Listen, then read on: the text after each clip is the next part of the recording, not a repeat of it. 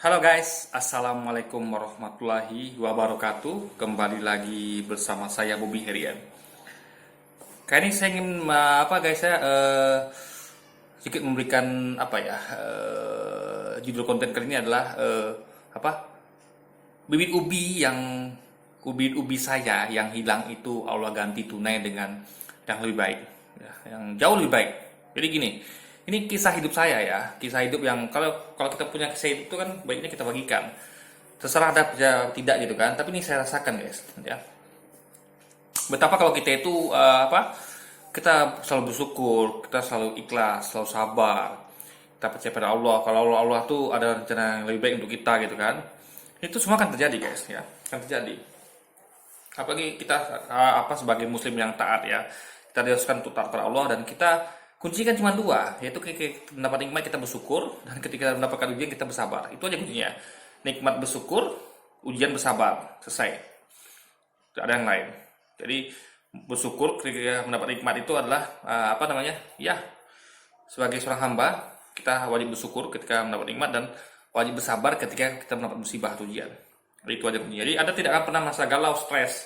Pada hidup Anda punya pegangan. Jadi di saat Anda lagi dapat rezeki, Anda bersyukur, nikmat gitu kan, bahagia, happy. Dan Anda musibah juga Anda bersabar. Jadi Anda tuh punya ketahanan moral, mental, dan akhlak gitu guys. Nah, kita gini.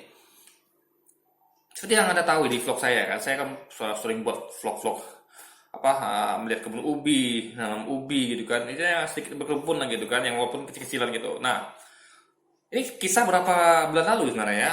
Waktu saya bikin vlog ubi itu guys, itu sebenarnya ada yang belum saya ceritakan, yaitu di mana waktu itu sempat sekitar 3 kali itu guys, sekitar 3 minggu betul itu, bibit ubi yang saya tanam itu hilang guys. Nah, yang di rumah itu kan saya nanam ubi kan di rumah saya tuh guys, yang bikin vlog di rumah itu kan, jadi yang di belakang sama samping depan tuh saya tanam ubi semua. Nah, itu kan ubi itu ada yang mati, ada yang saya ganti bibitnya, tuh ada juga yang lambat. Jadi saya percaya ini tumbuh kan, walaupun kita ubi itu udah busuk, saya biarkan aja. Ujungnya memang ada yang hidup berbiji kan, dari sekitar sepertiganya itu hidup, 2/3-nya mati gitu guys. Tapi nggak tahu sekarang, saya belum cek lagi nih, udah sebulan saya belum ngecek sana kan, sejak saya sakit kemarin. Belum ada kemana, saya kangen ke situ kan. Nanti kalau saya ke sana, kita akan buat vlognya lagi gitu. Ya, melihat lagi kebun tuh. Saya nggak tahu nih setinggi apa semaknya itu kan. Kalau yang di dekat sini ya, kan memang saya lewat. Kalau pergi-pergi itu guys, saya lewat dekat sini. Yang kebun yang gede itu, yang punya developer itu, yang terbengkalai itu yang kita manfaatin ya. Tentu biar berguna, atau nanti bukan saya aja atau masyarakat sekitar bisa menikmati hasilnya. Ya mereka butuh apa tinggal ambil gitu kan. Saya ikhlaskan karena saya juga nanam itu memang untuk hobi gitu. Jadi ibaratnya apa ya? Ya kalau untuk saya sih alhamdulillah, kalau orang lain juga ambil silakan. Jadi kita kan bertransaksinya sama Allah gitu. Kita bukan transaksi sama manusia. Jadi nanti kalau kita transaksi sama Allah, kita tanam sesuatu, ya, nanti orang ambil itu, ya kan, ya. Mungkin dia tahu tuh punya saya gitu kan, ya silakan aja gitu kan. Izin tak izin gitu kan, yang penting saya ikhlaskan. Nah, itu kan transaksinya sama Allah guys. Jadi nanti Allah akan ganti. Nah, kita di sini ini ada hubungannya, dan saya sudah merasakan efeknya. Jadi waktu itu guys, 3 minggu turut kan saya selalu cek tuh, sehari saya cek kan. Itu saya menemukan dalam waktu 3 minggu itu 3 kali kejadian guys, ubi saya hilang bibitnya. Jadi posisinya tuh udah tak ada lagi. Saya tandai tuh, titik-titik yang tanam tuh saya tandai. Tempat-tempat titik yang saya tandai, yang tanam tuh saya tandai, karena saya bikinnya memang lurus gitu kan, ada jengkal-jengkalnya. Jadi saya tahu titik mana yang hilang gitu. Nah, 3 minggu turut, karena saya kan datangnya cuma cek kadang pagi dan sore, kadang cuma sekali sehari. Jadi ada peluang untuk hilang. Apalagi dekat rumah saya itu kan sekitar sepanjang itu kan dari 8 rumah tuh hanya 2 yang berisi. Bahkan 1 malah lagi berisi, sisa kosong ya kan. Jadi rawan memang hilang gitu. Kadang ada jaga kan. Nah, jadi saya kehilangan bibit selama 3 kali turut selama 3 minggu. Kan bibit saya hilang. Jadi hilang 3, hilang 2, hilang 5 itu kan. Nah, saya melihat itu kan, saya memang merasa aduh kenapa ada yang hilang nih kan, tapi saya ikhlaskan. Bila saya ikhlas gitu kan. Mungkin orang tuh, saya pikir mungkin orang tuh butuh bibit itu gimana, mungkin mereka cari gampangnya kan, terus saya ganti bibit itu dengan bibit yang lain 3 kali gitu guys. Nah, apa hubungannya dengan Allah ganti yang bibit itu dengan yang lebih baik? Nah, begini cerita guys. Saya kan sementara ini kan tinggal sama orang tua, sama bapak saya gitu, sama di rumah ibu tiri saya gitu kan. Nah, jadi ibaratnya saya numpang tinggal. Dan memang selama di sini memang saya akui memang saya masih di apa ya, disubsidi sama bapak saya. Jadi untuk makan sementara bapak saya nanggung, karena memang ya saya belum mampu ngirim ke apa-apa ke kampung gitu kan, karena belum ada pekerjaan gitu kan. Karena saya lagi berusaha gimana saya dapat pekerjaan. Makanya jadi ya sementara saya bergantung sama bapak saya dulu untuk makan minum gitu kan, sama tempat tinggal. Ya mau habis gimana kan, kita pemasukan nggak ada gitu guys. Jadi hidup cuma mengandalkan tabungan. Jadi tabungan saya pun terkuras untuk bayar rumah gitu. Saya punya cicilan rumah sekitar 650.000, itu tentu harus saya prioritaskan. Nah, di kampung itu nanti ya mertua lah mungkin sementara gitu kan. Jadi memang saya sekarang memang kondisinya kita buruk gitu kan, sejak apa ya, ini karena kita tahu lah bagaimana tidak beres negeri ini gitu. Jadi saya pun kena imbasnya gitu. Belum pernah saya merasakan terpuruk seperti ini gitu. Tapi tetap aja kita anggap ujian. Allah sedang menguji kita, sedang menguji negeri ini dari pemimpin yang zolim gitu. Yang pemimpin yang ya meskipun kita diberi bantuan ini tuh, tetap aja kita nasib kita seperti ini gitu. Alasannya aja COVID dan segala macamnya gitu kan. Ini sedikit kritik buat pemerintah ya. Nah, karena kejadian ini saya rasakan beratnya ekonomi sudah sejak tahun 2014 guys. Udah nampak situ makin menurun gitu, makin aneh aja gitu kan. Nah, apa namanya? Jadi bapak saya ini kan biasanya datang ke sini setiap hari atau 2 hari sekali. Dia dia kan dia tinggal jauh guys. Jadi tinggalnya tuh kira-kira jarak apa ya, 5 kilo lah mungkin di sini, atau 10 kilometer. Di tiap hari itu dia atau 2 hari sekali dia datang mengantarkan beras sama lauk. Lauknya itu biasanya kentang gitu kan, kasih cabai gitu. Kadang-kadang tempe atau tahu. Kadang-kadang kan saya tinggal sama adik saya nih. Kadang-kadang adik saya agak rewel gitu. Dia kadang request beli ikan pak gitu atau ayam gitu kan. Nah, kalau saya nggak gitu, karena saya paham. Tapi kalau adik ini kan nggak tahu, saya nggak tahu kenapa dia usia padahal udah tua juga gitu kan, udah hampir kepala 3, tapi dia gitu ya. Saya wajar anak bungsuin kan. Jadi kita sebagai abang mungkin ikutan, kita ditanggung makan alhamdulillah gitu kan. Nah, jadi ya begitu terus. Jadi datangnya dari satu hari sekali gitu kan, setiap hari atau 2 hari sekali, kadang 3 hari sekali, untuk bawakan lauk untuk kami, lauk beras gitu kan, untuk kami makan gitu kan. Nah, ini memang apa ya, memang apes memang guys, memang ujian gini kan. Jadi sabar aja. Eh, ya kita opsi juga cuma seperti ini. Jadi apa namanya, yang penting dakwah aja lah ya, kita tetap berusaha ya, jangan jangan pantang menyerah ya, Allah pasti jadi kasih jalan lain. Nah dia cerita gini guys, dia biasanya hanya bawa nasi beras dan lauk, kadang-kadang dia bawa buah. Nah, buahnya kadang-kadang pepaya gitu kan, pepaya selalu buahnya selalu pepaya, itu pun jarang juga, kadang sebulan tuh sekali, kadang 2 minggu sekali gitu kan, kadang seminggu 2 kali, tidak tentu guys. Kayak sekarang ini udah sebulan ada bawa dia gitu kan. Nah, kadang-kadang jengkol guys, jengkol. Jadi kadang-kadang mainnya itu jengkol gitu kan. Nah, saya suka jengkol memang. Kalau bapak saya buat jengkol tuh mantap kali guys. Jadi memang jengkolnya tuh, dia jengkolnya tuh betul-betul gak apa, diulek pakai tangan guys.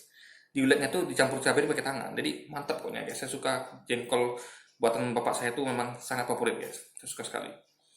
Nah, cuman anehnya guys, saya tahu bapak saya memang suka makan tapai gitu. Anda tahu ubi tapai?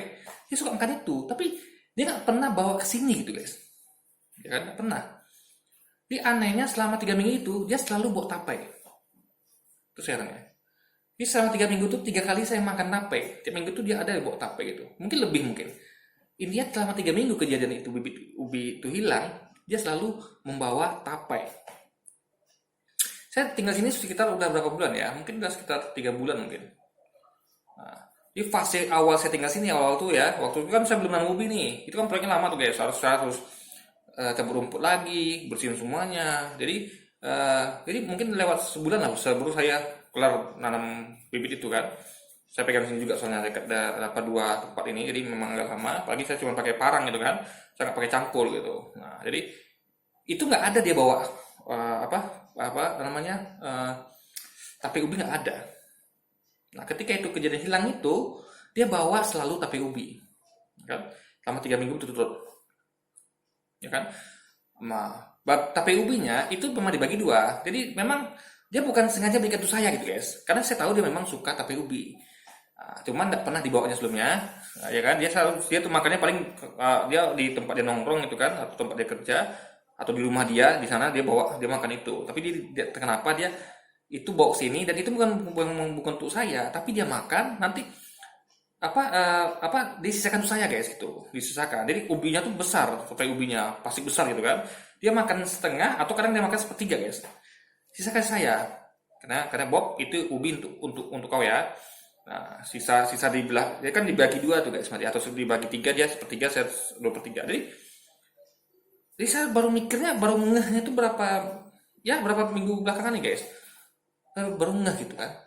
Saya kalau berpikir keras, kenapa waktu itu dia membawa tape ubi? Sebelumnya tidak pernah, sekarang pun tidak pernah. Sekarang nggak pernah lagi dibawa guys. Coba pikir. Ini ada apa gerangan? Nah, kalau kita pakai logika, itu nggak masuk akal. Kalau Anda katakan ini kebetulan, itu nggak masuk akal juga. Kebetulan yang sangat amat betul banget gitu guys, kebetulannya. Momennya tuh is true, tepat. Ketika 3 minggu bibit ubi itu hilang. Nah, pertanyaannya kenapa tape ubi? Ya kan? Karena gini guys, simple logikanya. Kalaulah diganti dengan pepaya, itu masih jauh. Atau misalnya tiba-tiba bapak saya bos mangka nih, atau bawa apa gitu kan, yang kan kita kan ubi kan tujuannya nanti untuk diambil hasilnya, kita perlu ubinya. Nah ubi itu kan bisa buat apa aja, bisa dibuat digoreng, bisa direbus, kukus, bisa buat getuk, bisa buat tape ubi gitu kan. Nah kan itu ujungnya. Tapi ini yang hilang bibit loh guys, bibit yang baru sepanjang ini tuh yang saya cucuk itu ya, baru tanam 1 hari hilang atau 2 hari hilang, itu yang Allah ganti dengan tape ubi. Coba anda pikir, yang itu nanamnya ubi itu guys 8 bulan loh guys. Jadi anda bayangkan satu tusuk itu ya, cucuk 8 bulan baru panen. Itu pun kalau panen, kalau mati gimana? Habis panen apalagi prosesnya? Panen, lalu dikupas ubinya, ya kan, dikasih ragi, itu udah tambah kos lagi, biaya atau tenaga untuk mencampurnya, biaya selama merawat dari rumputnya, biaya raginya, masaknya, coba waktunya lagi. Nah Allah ganti tunai dengan langsung, Allah kasih waktu itu bibit yang hilang itu tunai dengan tape ubi guys, luar biasa. Meskipun kita tahu Allah tuh gak bisa ganti dengan rezeki yang lain. Ibaratnya ada kehilangan mobil, Allah ganti dengan misalnya dengan motor 10 biji atau rumah, itu bisa jadi. Tapi ini memang langsung Allah ganti dengan langsung turunannya guys. Bibit ubi langsung ganti tape ubi gitu. Nah, itu hebatnya. Di sini jelas ini kebetulan yang amat sangat mustahil kalau Allah bilang ini kebetulan gitu. Dan saya merasakannya. Dan sebenarnya kalau saya ingat-ingat ada lagi kisah lain gitu. Tapi ini cukup mewakili satunya aja gitu. Karena nanti terlalu banyak susah juga. Jadi itulah yang saya rasakan sendiri ya sebagai seorang muslim ya. Memang orangnya sering orang bilang guys, saya orangnya selalu penyabar, selalu ikhlas gitu. Jadi ini bukan ria guys, ini saya dengar pendapat orang gitu. Dan saya memang merasakan seperti itu juga gitu. Karena memang saya merasa saya orangnya nggak mau cari masalah gitu.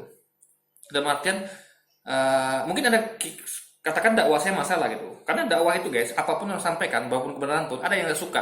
Kayak Muhammad itu menyampaikan kebenaran, ada yang nggak suka gitu. Jadi kalau ada yang merasa nggak suka dengan dakwah saya, itu bukan berarti saya salah gitu. Nabi pun seperti itu.